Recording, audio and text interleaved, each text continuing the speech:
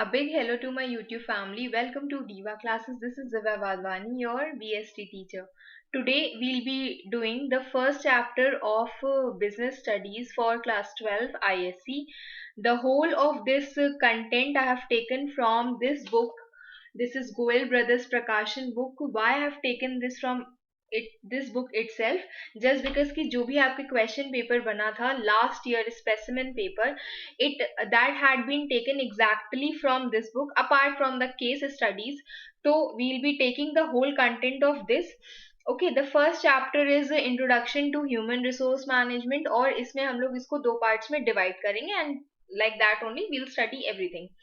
See, the first part is said that human resources of an organization are the aggregate of knowledge, skills, aptitudes of the people working in it. The management of these resources is called human resource management. What has been said here? What has been said here that in एक simple terms में अगर हम इसको समझें तो HRM या human resource management क्या होता है? The basically the three things are there in this. The first part in this is procuring. ठीक है, आप वर्कफोर्स को लेकर के आते हो, this is known as procuring. Then second part of this is developing, and just a minute.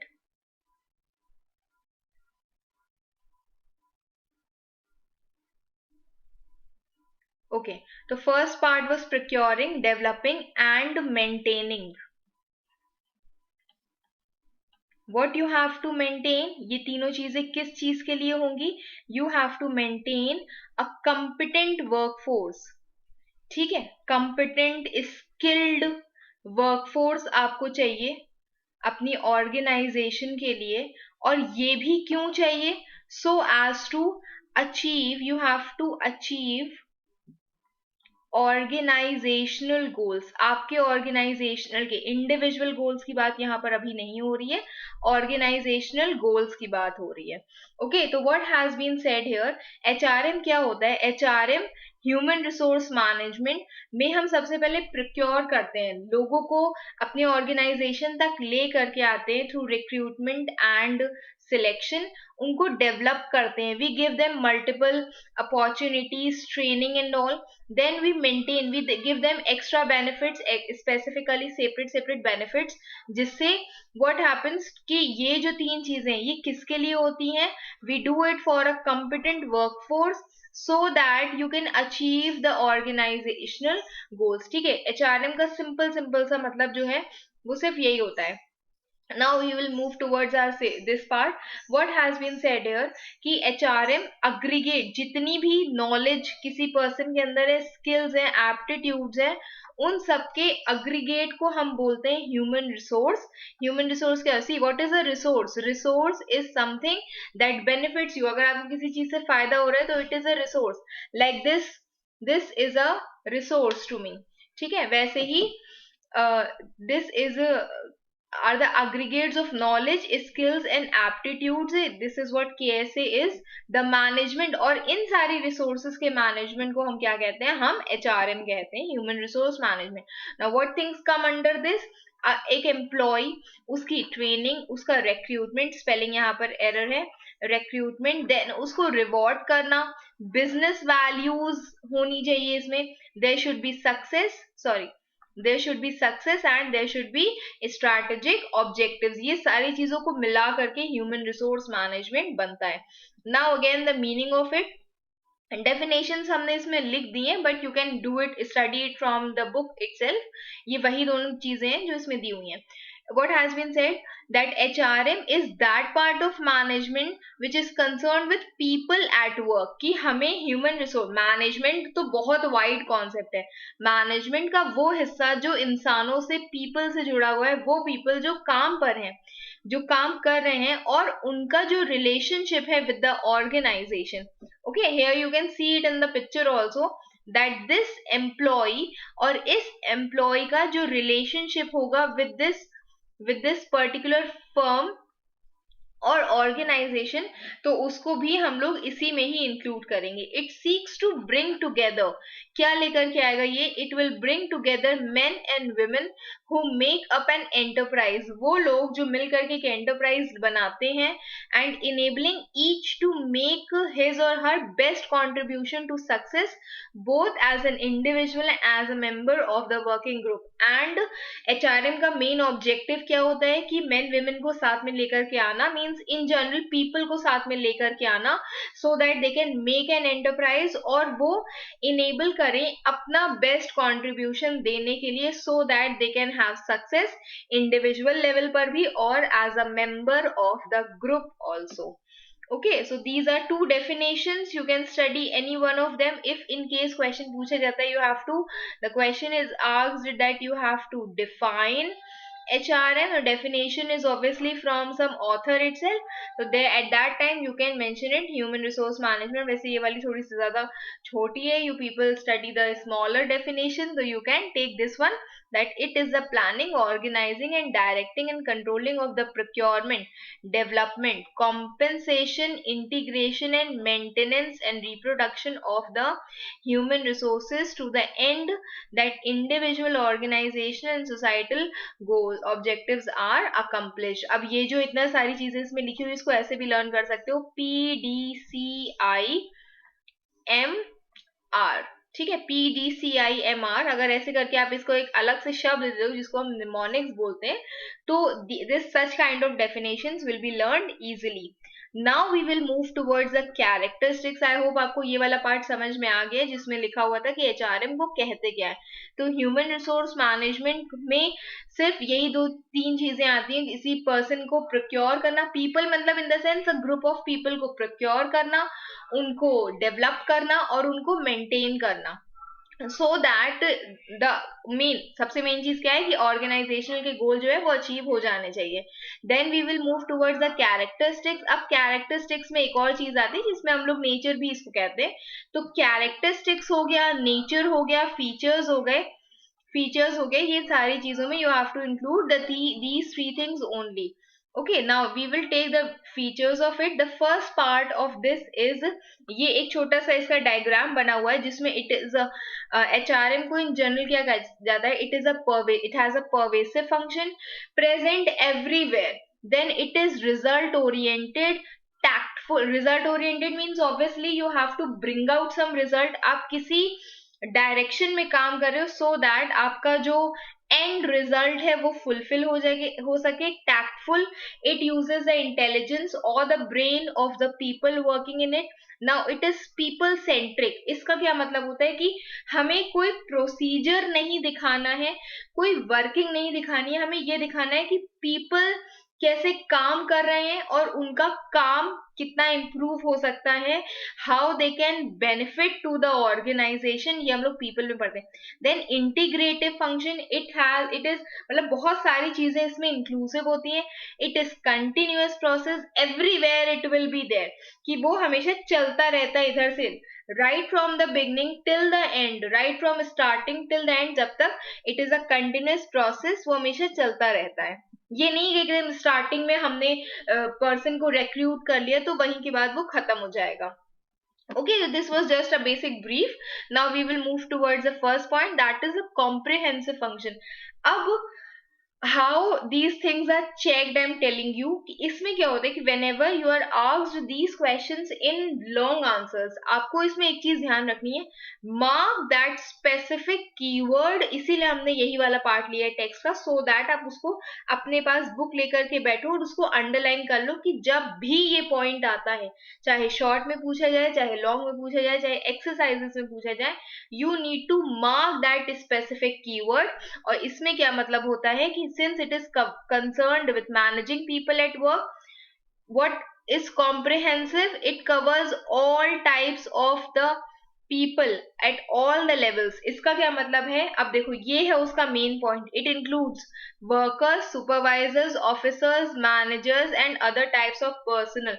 Comprehensive का एक छोटा सा मीनिंग क्या होता है, you can write it there on the part of the book. Comprehensive means inclusive, ठीक है, हम उसमें क्या करते हैं, हम सारी चीजों को इंक्लूड करते हैं। एग्जाम्पल देंगे, जैसे जीएसटी जब आया था तो बहुत सारे टैक्सेस हट गए थे और उन सबको मिला करके एक टैक्स बना था, दैट वाज जीएसटी। पढ़ा होगा आपने एटलीस्ट वंस, या उसको कभी सुना होगा। सिमिलरली कॉम्प्रिहेंसिव भी यही कहते हैं कि बहुत सारी चीजों को हटा करके वो सारी चीजें हम एक ही में इंक्लूड कर देते। तो एचआरएम इज अबाउट जितने भी पीपल हैं हर लेवल पर, उन सबके लिए इसको बोला गया that it has workers, supervisors, officers, managers and other types of personal.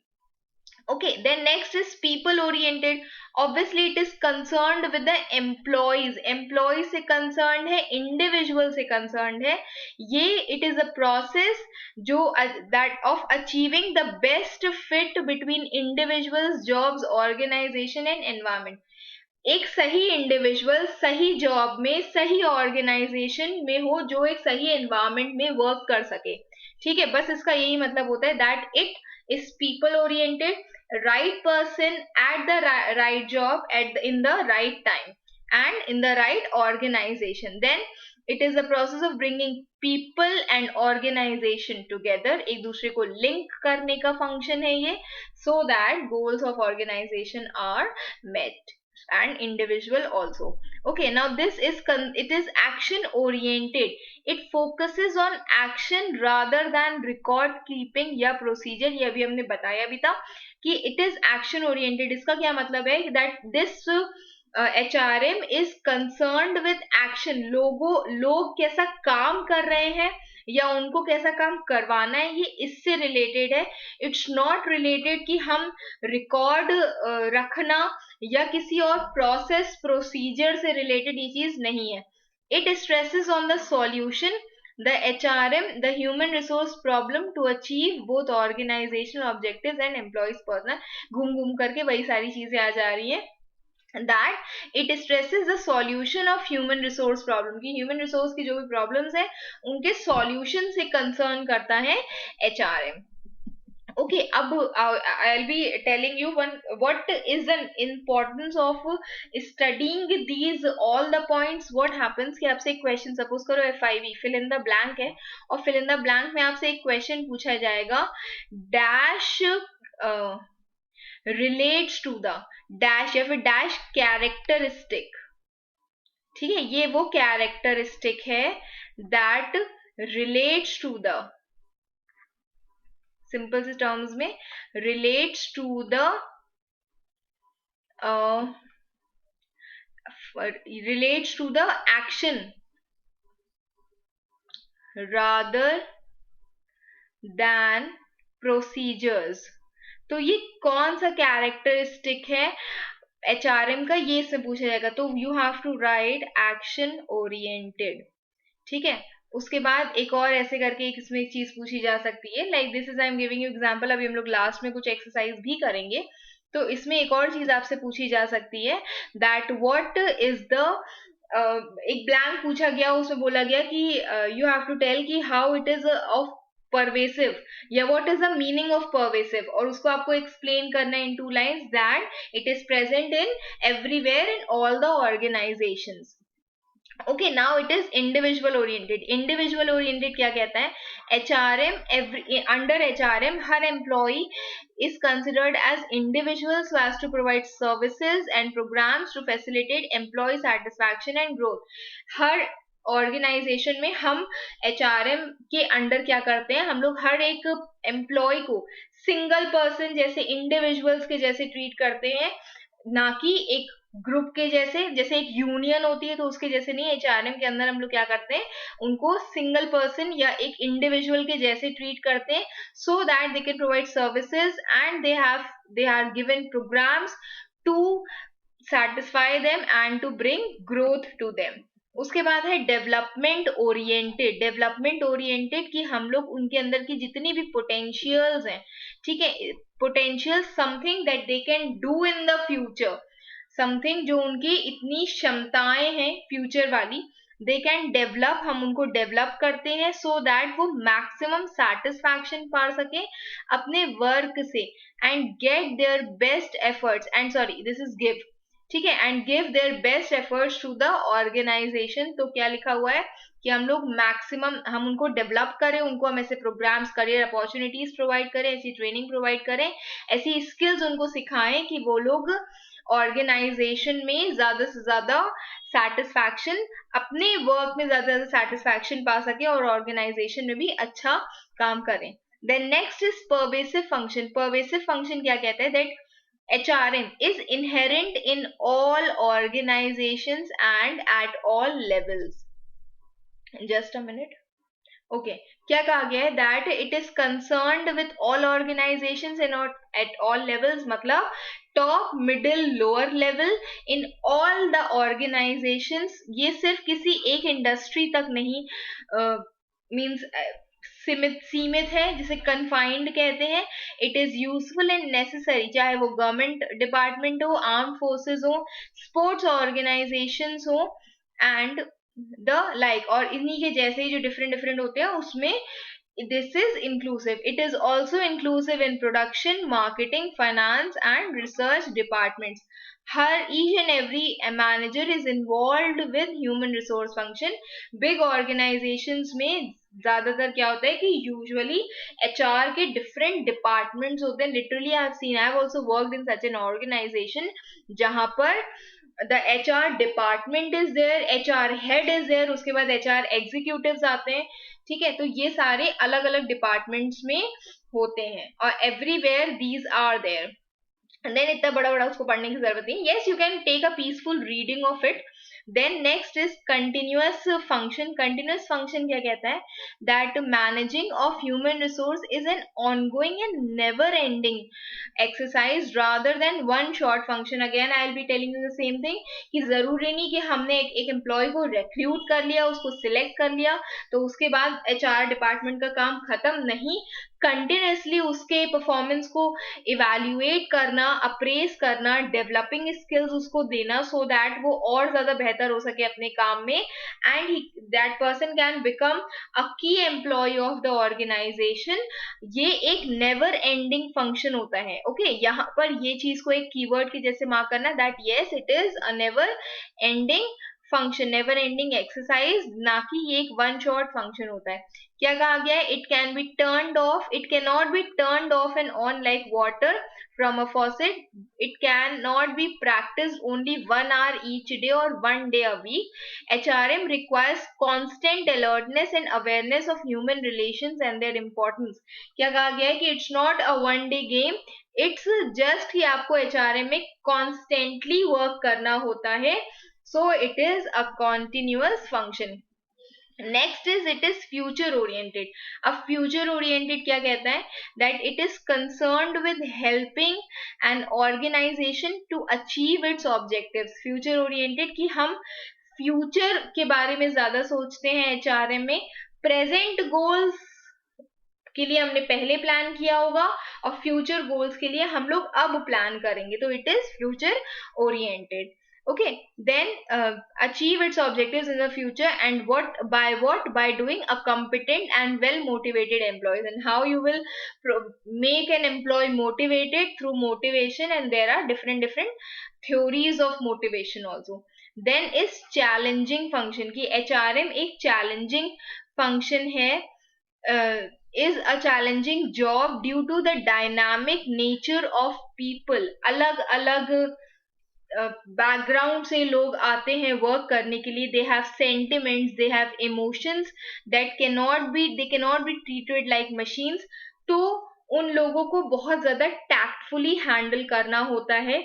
Means there are also places जहां पर ऑर्गेनाइजेशन में, मतलब देयर आर ऑल्सो ऑर्गेनाइजेशन जिनका रिटेंशन रेशियो का मतलब होता है जिनका जो एम्प्लॉय के टिकने की, उस ऑर्गेनाइजेशन में एम्प्लॉय के टिकने की जो संभावना है वो ज्यादा होती है। कुछ ऐसे ऑर्गेनाइजेशन होते हैं जिनका जो टर्नओवर रेशियो होता है, टर्नओवर मतलब जल्दी भाग जाते हैं एम्प्लॉयज, ठीक है, वो ज्यादा होता है। तो this is a challenging function कि आप अगर किसी एम्प्लॉय पर इतना खर्चा कर रहे हो, उसको सिखा रहे हो चीजों को, उसको ट्रेन कर रहे हो, तो that employee should not just leave the place for petty reason, उसके लिए this is a challenging job कि आपको एज HRM और as an HR manager you have to deal with these functions also, the dynamic nature of employees also. Then HRM is a science as well as an art. Science क्यों है? क्योंकि ये एक it contains an organise body of knowledge consisting of principles and techniques. HRM को कुछ principles होती हैं, techniques होती हैं जिसको पढ़ना पड़ता है, जिसको समझना पड़ता है। और आर्ट क्यों है? क्योंकि हम यही जो थ्योरेटिकल नॉलेज है जो अभी आप पढ़ रहे हो जिसको, उसको you have to apply it also when you will be facing. Suppose करो आप HR मैनेजर ना सही किसी ऑर्गेनाइजेशन के हेड बन गए हो या आपकी अपनी ऑर्गेनाइजेशन है, तो what ever techniques you will study in HRM you will apply it, जिसको हम कहते हैं पीपल मैनेजमेंट। तो आप उसको अप्लाई करोगे whenever you will be dealing in such organisations. Okay, और पीपल को मैनेज करना is the most creative art. Then next is it is a staff function, is the function of human resource management is advisory nature। HR managers जो है वो manufacture या goods को cell नहीं करते हैं, पर वो क्या करते हैं, they contribute to success and growth by advising the operating departments on human resource matters. जैसे like the director of a movie, the performance can be judged through the success of the total, from the success of the total organisation.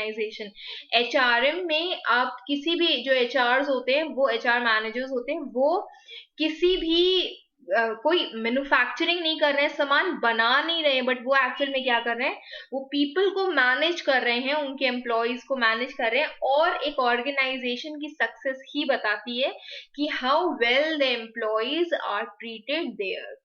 Okay, next is it is a young discipline. Young discipline मतलब कि comparatively एक recent origin है। हम जैसे for example अर्थशास्त्र, Kautilya and उन सब के जमाने से आप उसको पढ़ रहे हो, इस इतिहास में आपने पढ़ा होगा कि उन्होंने ये किताब लिखी थी, ठीक है। तो वो बहुत पुराना टर्म था, लेकिन ये आप करीबन 19th सेंचुरी से लेकर के इसको पढ़ रहे हो। It is relatively a new specialised area as compare to manufacturing and marketing. जैसे ये सब बहुत पुराने समय से चलते आ रहे हैं, but HRM is a new concept. Then it is interdisciplinary. Interdisciplinary means कि इसमें बहुत सारे इसके अंदर बहुत सारी चीजों की नॉलेज होती है, from sociology, anthropology, psychology and economics, ठीक है। Socialisation, human study, then psychology the mind study and economics the study of economy.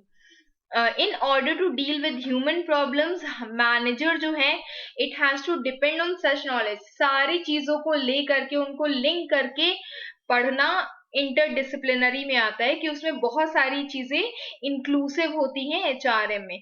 ये सबकी स्टडी मतलब these are different different subjects, अपने में ही एक अलग चीज है ये, तो उन सबको मिला करके पढ़ना इज नोन एज इंटरडिसिप्लिनरी। तो HRM इज इंक्लूसिव, उसके अंदर ये सारी चीजें आती हैं। Okay, next is it is a nervous system. Just a minute.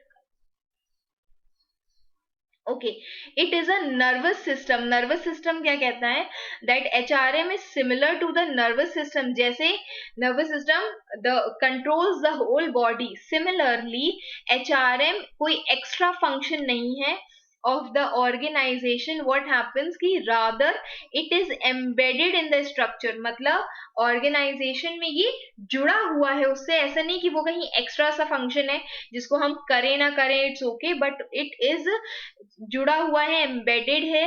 जैसे सम सॉर्ट ऑफ रिंग में अगर किसी ऐसे करके रिंग में अगर डायमंड एम्बेडेड होता है, वैसे ही करके it is inherent in its functioning and it is an integral part of the process of management process में ये एक integral, एक most important part है, उसको हम कभी भी management के basic function से अलग नहीं कर सकते हैं। okay, then it is integral part, then it is very essential, means it is very important part of the organization। ठीक है, तो this were the meaning and characteristics. Importance we'll do in the next part. Now we will move towards the last part of the section, जिसमें हम लोग पढ़ेंगे the exercises of it. Okay, तो these are a few exercises. First चीज देखो क्या बोली गई है, that it is not, human relations is not an interdisciplinary concept. तो क्या ये इंटरडिसिप्लिनरी कॉन्सेप्ट नहीं है? तो डेफिनेटली दिस इज फॉल्स, क्योंकि वो इंटरडिसिप्लिनरी है, जिसमें अलग अलग डिसिप्लिन से मिल करके हम लोग एक ऑर्गेनाइजेशन में उसको इंक्लूड करते हैं. ओके, फिर है next is effective management of human resource helps to improve the quality of work of life. तो डेफिनेटली इट इज ट्रू कि अगर हम लोग इफेक्टिव मैनेजमेंट करें ह्यूमन रिसोर्स का, तो जो क्वालिटी ऑफ वर्क है उनका, वो डेफिनेटली इंप्रूव करेगा. So this is true. Then HRM is a process of managing human resources. Yes, it is a process of managing human resources. Then is HRM all pervasive? तो क्या HRM हर जगह पर inclusive होता है? तो definitely it is true, it is all pervasive. And last is HRM does not follow a multidisciplinary approach. So it follows a multidisciplinary approach. So this is also false. अब एक छोटा सा difference है कि multidisciplinary और interdisciplinary में क्या difference होता है. Multidisciplinary draws on knowledge from different disciples, मतलब कि डिसिप्लिन अलग अलग अपने, देखो या मल्टीडिसिप्लिनरी क्या कहता है कि ये अपनी बाउंड्रीज में रहता है, लेकिन दूसरे एरियाज में भी से भी इंक्लूसिव है. और इंटरडिसिप्लिनरी क्या कहता है कि वो सबको लिंक करता है. तो it is HRM is multidisciplinary also and interdisciplinary also. तो वो दोनों ही होते हैं. इसमें क्या करता है, सबको कोऑर्डिनेट करता है, सबको लिंक करता है. और मल्टीडिसिप्लिनरी में क्या होता है कि सबकी नॉलेज लेता है, बट अपनी सीमाओं के अंदर रहता है. तो both are, मतलब HRM is multidisciplinary also and interdisciplinary also. I hope you have understood this much. Tell me if you have any other problem in this topic. Rest we will be doing very soon. Keep preparing for your boards. Best wishes. Thank you.